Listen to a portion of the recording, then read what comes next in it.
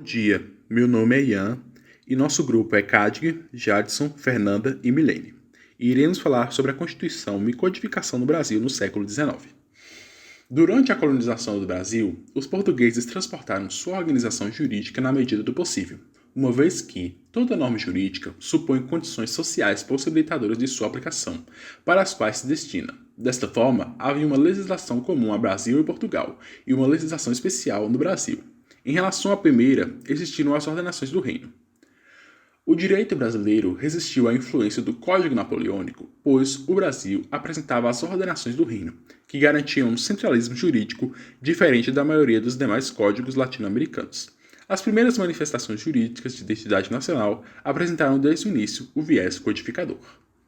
A primeira Constituição do Brasil, a Carta Imperial, foi outorgada por Dom Pedro I em 25 de março de 1824 e era inspirada na Constituição Francesa de 1814, como um substrato jurídico voltado à formação de um Estado e um governo centralizado. Apresentava entre seus dispositivos a garantia de um Estado unitário, o poder legislativo bicamaral, a instituição do poder moderador, eleições indiretas com voto censitário. Além disso, estava prevista a organização do Código Civil e Criminal. A tarefa da criação normativa apareceu nas diferentes sociedades em que foi levada a cabo, na forma de uma tensão entre universalidade e particularidade, ou seja, baseando-se ao mesmo tempo numa crença em relação a um padrão universal de homem e de direitos, e na necessidade de adaptação desses padrões às realidades políticas e sociais específicas de cada Estado. A elaboração do Código Civil Brasileiro apresentou inúmeras tentativas desde a previsão constitucional deste em 1824. Foi estabelecido que seria feita a consolidação do direito privado comum em vigor, trabalho concluído por Augusto Teixeira de Freitas em 1858, intitulado Consolidação das Leis Civis. Este trabalho, ainda que não tenha constituído o Código Civil oficialmente, passou a se apresentar como um código de fato, garantindo uma sistematização e organicidade ao direito civil no Brasil. A partir desta consolidação foi organizado o projeto do Código Civil Brasileiro, que teve a substituição de Teixeira de Freitas por Nabuco de Araújo. Trabalho interrompido pela morte deste. Em 1881 foi retomado o projeto por Joaquim Felício dos Santos, sob o título de Apontamentos para o Projeto do Código Civil Brasileiro, mas também não houve sucesso. A partir dessa consolidação foi organizado o projeto do Código Civil Brasileiro, que teve a substituição de Teixeira de Freitas por Nabuco de Araújo, trabalho interrompido pela morte deste. Em 1881, foi retomado o projeto de Joaquim Felício dos Santos, sob o título de Acompanhamento para o Projeto do Código Civil Brasileiro, mas não houve sucesso.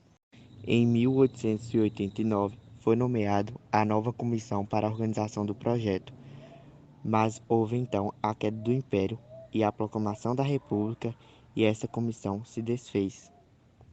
Novo projeto, que concluiu em 1893, não foi aceito.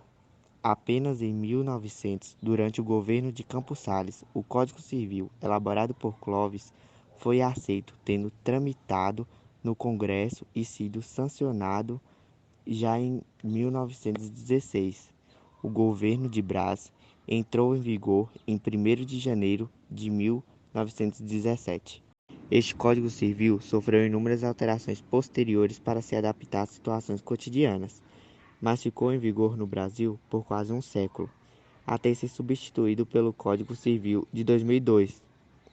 Como constituiu-se de um estudo aprofundado do que de melhor havia em termos de legislação, mas se tratou de um código totalmente elaborado no Brasil, sem ser uma mera importância de código estrangeiro, serviu de base para a elaboração de diversos códigos no Brasil. Para Costa, uma das relevantes contribuições desse código, alinhado com o pensamento iluminista, foi a graduação da pena conforme a gravidade do crime e não pela qualidade do criminoso.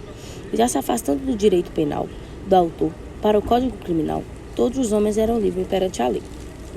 A proclamação da República proporcionou a elaboração de um novo Código Penal.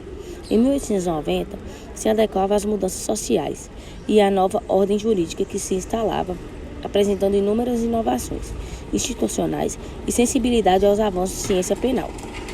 O Código do Processo Civil, por outro lado, foi elaborado já no século XX, durante o período da colônia.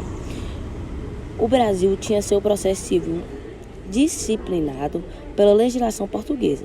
Isso permaneceu inalterado mesmo com a Declaração da Independência. Apenas em 1881, a Constituição autorizou os estados a organizar sua justiça e legislação sobre o processo e surgimento dos códigos do processo estaduais a partir de 1915. Entretanto, já em 1934, a Constituição reestabeleceu unidade processual, transformando em competência da União a elaboração do Código de Processo Civil. Para Costa, em 2011, uma das relevantes contribuições deste código, alinhado com o pensamento iluminista, foi a graduação da pena conforme a gravidade do crime, e não pela qualidade do criminoso. Já se afastando do direito penal do autor, para o Código Criminal, todos os homens eram livres e iguais perante a lei. A Proclamação da República proporcionou a elaboração de um novo Código Penal, em 1890, que se adequava às mudanças sociais e à nova ordem jurídica que se instalava, apresentando inúmeras inovações institucionais e a sensibilidade aos avanços da ciência penal. Ainda que pode causar estranheza, a elaboração dos Códigos Criminal e Processual Penal, antes da codificação civil, seguiu os moldes da experiência francesa.